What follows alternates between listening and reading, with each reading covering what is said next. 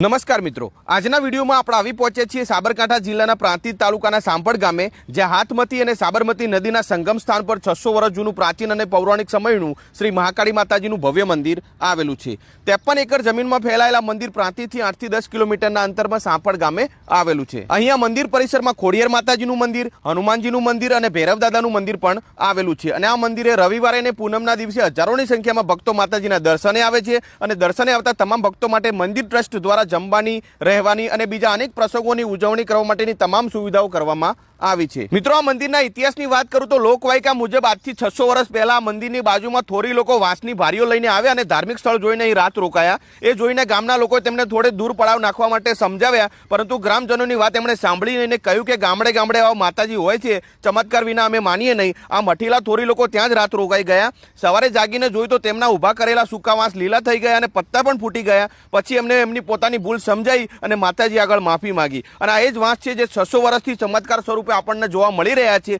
અને આવા તો બીજા અનેક પરચા માતાજીના જોવા મળે છે અને આ છે મંદિરનો ગર્ભગૃહ। તો તમે પણ મહાકાળીના દર્શન કરી શકો છો। માહિતી પસંદ આવી તો વિડીયોને લાઈક કરો, શેર કરો અને કોમેન્ટમાં જય મહાકાળીમાં લખવાનું ભૂલશો નહીં। જય માતાજી, જય મહાકાળીમાં।